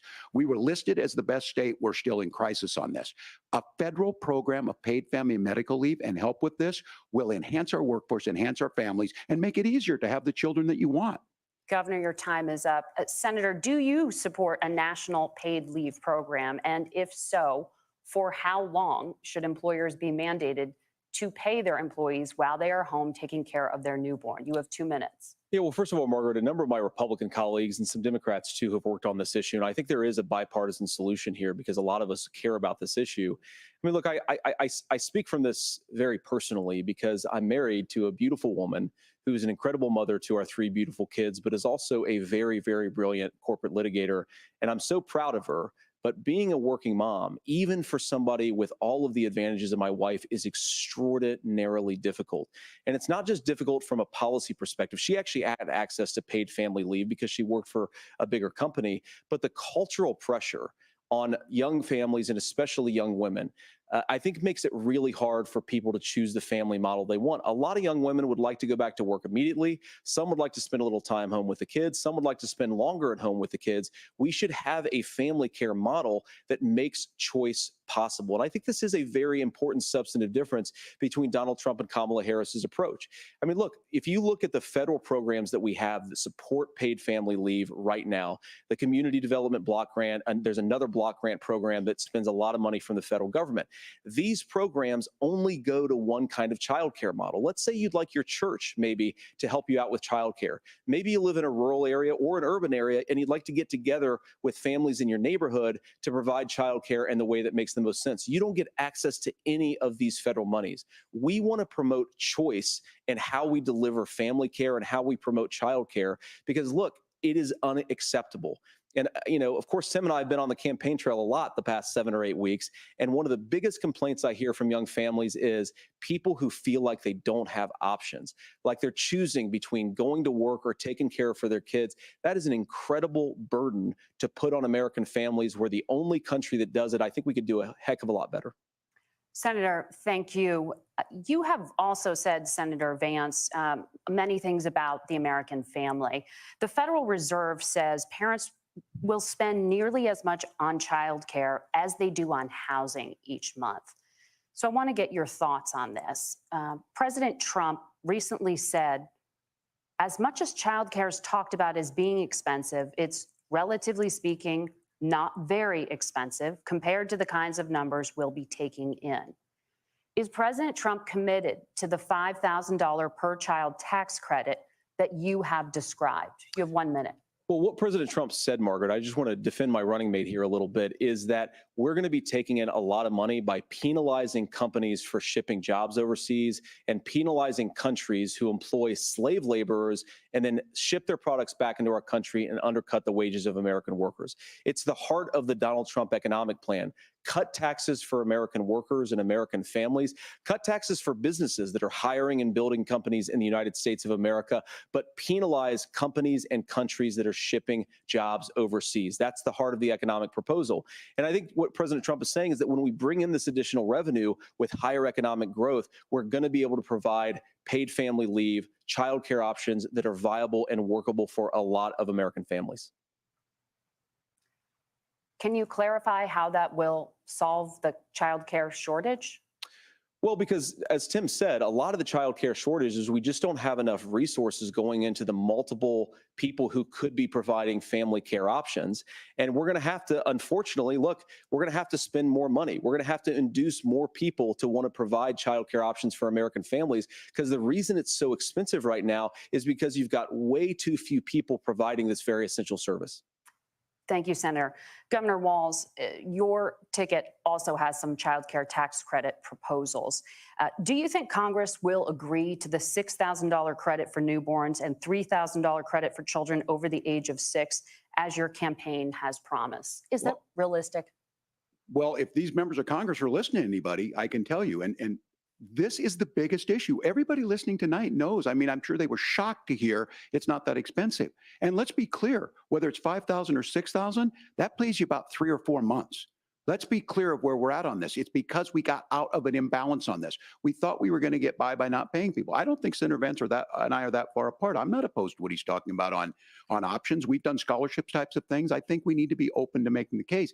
But the issue here is, the question you asked is, you're not going to pay for it with these tariffs. That's just adding another $4,000 on the family and taking less. So not only do they not get the money to pay for that, they're $4,000 in the hole. That's Wharton School. That's his alma mater. And so I think the issue here is, those members of Congress, I can't believe they're not. When I go to businesses, sure, they'll talk about taxes sometime, but they will lead with childcare and they will lead with.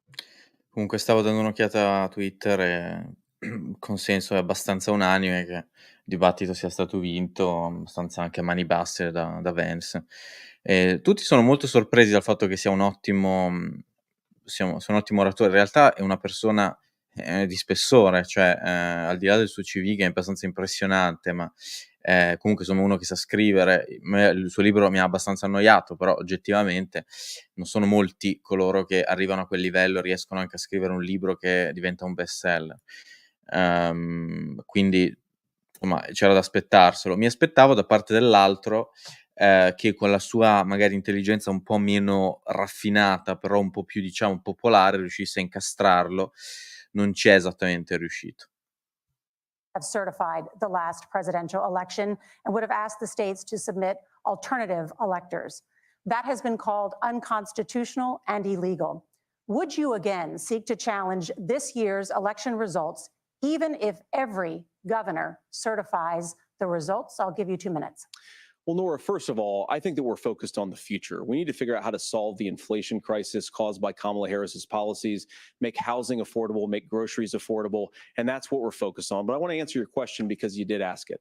Look, what President Trump has said is that there were problems in 2020, and my own belief is that we should fight about those issues, debate those issues peacefully in the public square, and that's all I've said, and that's all that Donald Trump has said. Remember, he said that on January the 6th, the protesters ought to protest peacefully. And on January the 20th, what happened? Joe Biden became the president. Donald Trump left the White House. And now, of course, unfortunately, we have all of the negative policies that have come from the Harris-Biden administration. I believe that we actually do have a threat to democracy in this country, but unfortunately, it's not the threat to democracy that Kamala Harris and Tim Walz want to talk about. It is the threat of censorship. It's Americans casting aside lifelong friendships because of disagreements over politics. It's big technology companies silencing their fellow citizens. And it's Kamala Harris saying that rather than debate and persuade her fellow Americans, she'd like to censor people who engage in misinformation. I think that is a much bigger threat to democracy than anything that we've seen in this country in the last 4 years, in the last 40 years. Now, I'm really proud, especially given that I was raised by two lifelong blue-collar Democrats, to have the endorsement of Bobby Kennedy Jr. and Tulsi Gabbard, lifelong leaders in the Democratic coalition. And of course, they don't agree with me and Donald Trump on every issue. We don't have to agree on every issue, but we're united behind a basic American First Amendment principle that we ought to debate our differences. We ought to argue about them. We ought to try to persuade our fellow Americans.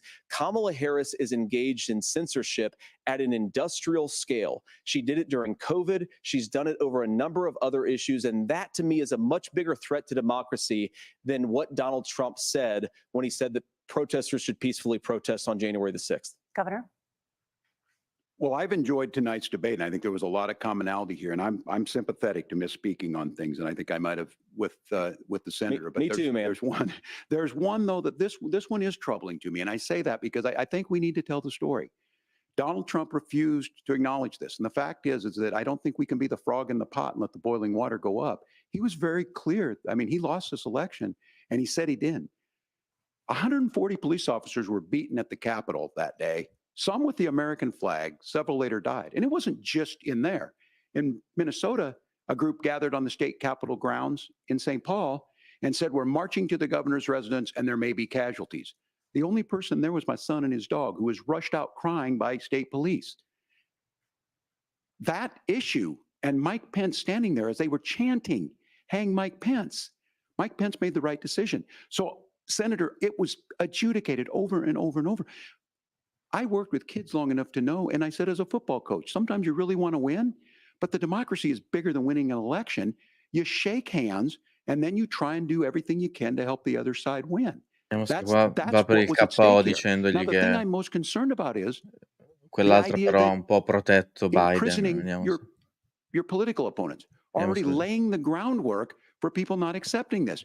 And a president's words matter. A president's words matter.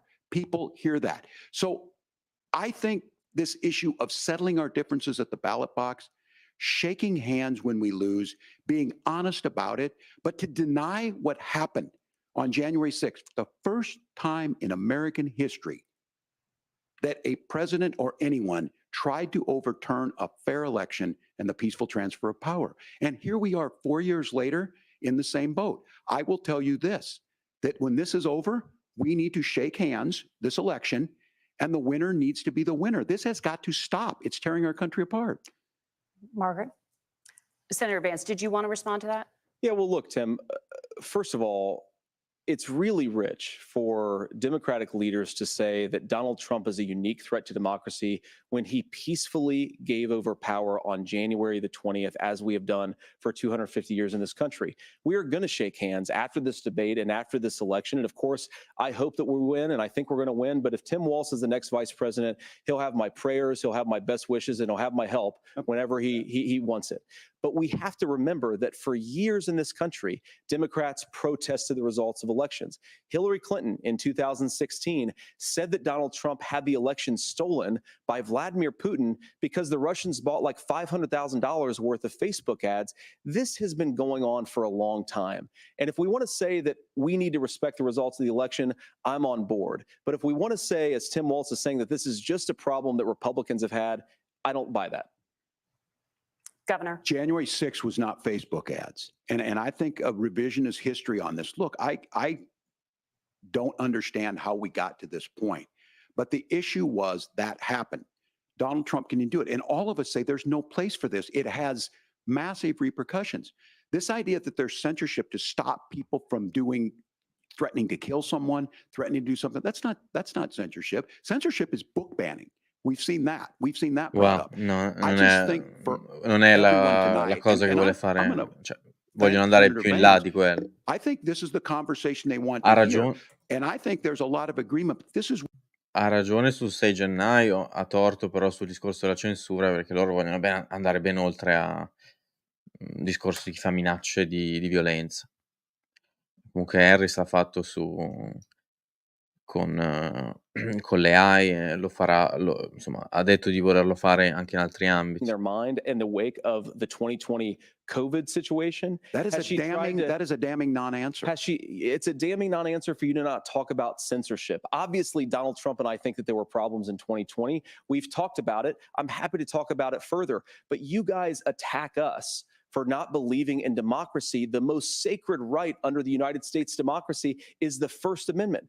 You yourself have said there's no Questa First foi una buona Amendment right to risposta, la sta misinformation. girando Kamala bene. Harris wants to No, use the threatening or power hate of speech. government and big tech to silence people from speaking their minds. That is a threat to democracy that will long outlive this present political moment. I would like Democrats and Republicans to both reject censorship. Let's persuade one another. Let's argue about ideas, and then let's come together afterwards. You can't yell fire in a crowded theater. That's the test. That's the Supreme Court test. Tim, fire in a crowded theater. You guys wanted to kick people off of Facebook for saying that toddlers shouldn't Senator, wear the governor masks. does That's have the not floor. Sorry. Fire in a crowded theater. That is criticizing the policies of the government, which is the right of every American. Senator, the governor does have the floor for 1 minute to Please. respond to you. Yeah. Well, I don't run Facebook. What I do know is I see a candidate out there who refused, and now again, and this I'm pretty shocked by this. He lost the election. This is not a debate. It's not anything anywhere other than in Donald Trump's world. Because look, when Mike Pence made that decision to certify that election, that's why Mike Pence isn't on this stage. What I'm concerned about is, where is the firewall with Donald Trump? Where is the firewall if he knows he could do anything, including taking an election, and his vice president's not going to stand to it? That's what we're asking you, America. Will you stand up? Will you keep your oath of office, even if the president doesn't? And I think Kamala Harris would agree. She wouldn't have picked me if she didn't think I would do that, because of course that's what we would do. So America, I think you've got a really clear choice on this election of who's going to honor that democracy and who's going to honor Donald Trump. Governor, your time is up. Thank you, gentlemen. We will be right back with both of our candidates. The CBS News vice presidential debate continues.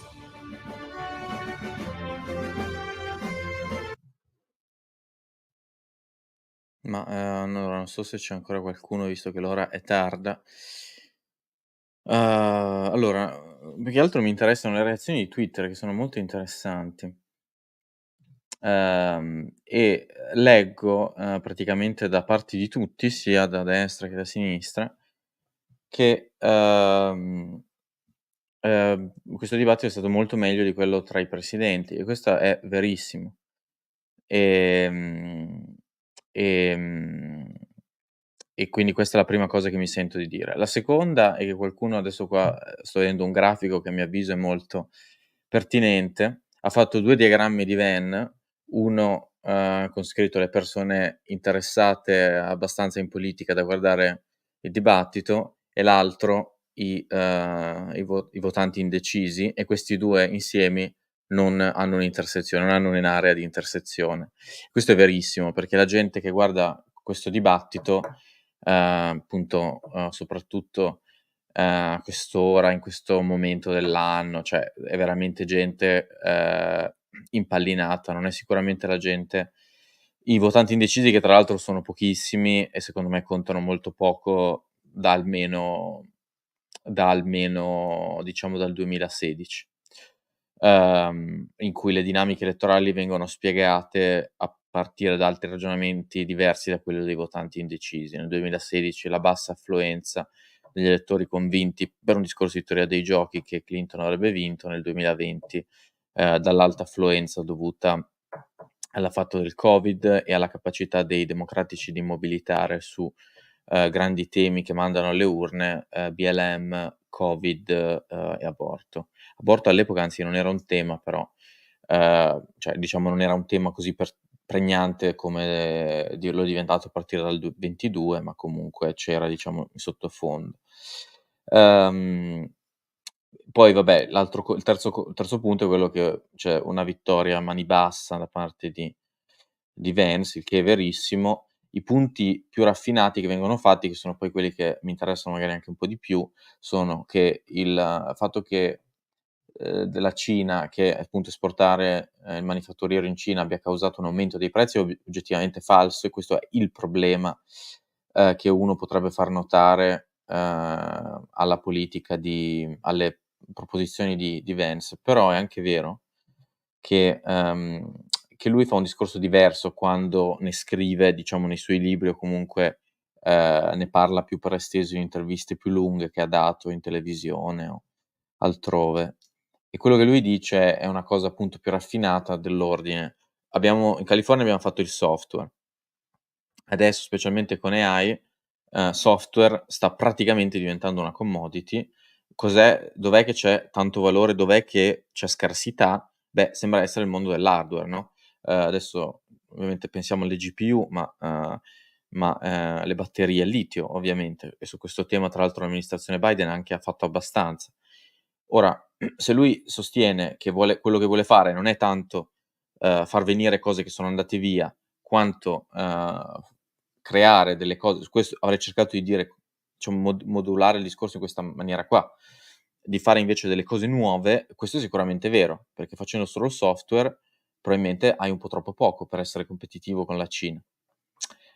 E poi, come ho già detto prima, il dibattito sull'aborto è stato interessante, questa seconda parte del dibattito molto meno. Spero che adesso facciano dicano le cose finali, e poi ci lasciano tutti andare in pace. Però, appunto, ripeto, un dibattito molto migliore di quello presidenziale, e qualcuno ha fatto la battuta su Twitter che se si potesse flippare i 2 ticket presidenziali mettendo switchando i presidenti con i vicepresidenti sarebbe l'ideale, e ovviamente mi sento di dire che questo è vero.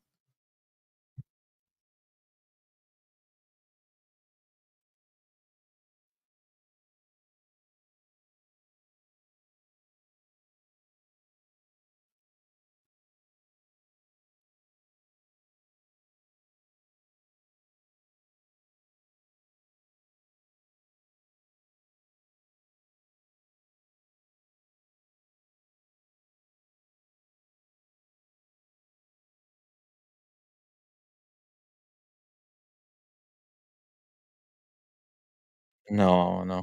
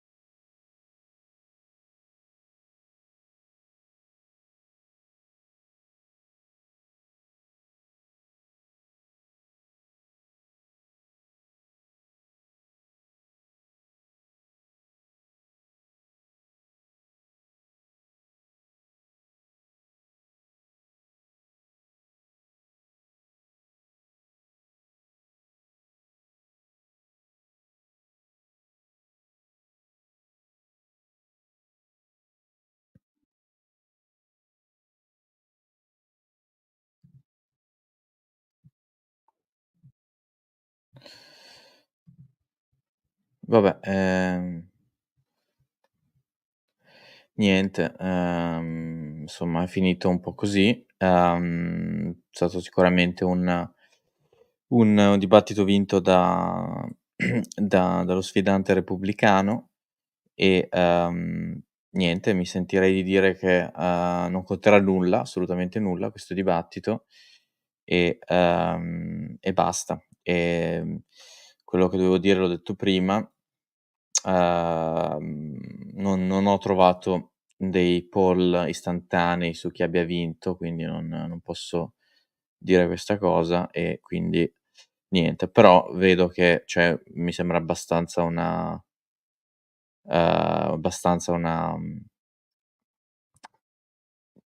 sì, tutti concordino che abbia, insomma, vinto a mani basse Vance. Boh, vi lascio in pace e quindi buonanotte a tutti quanti.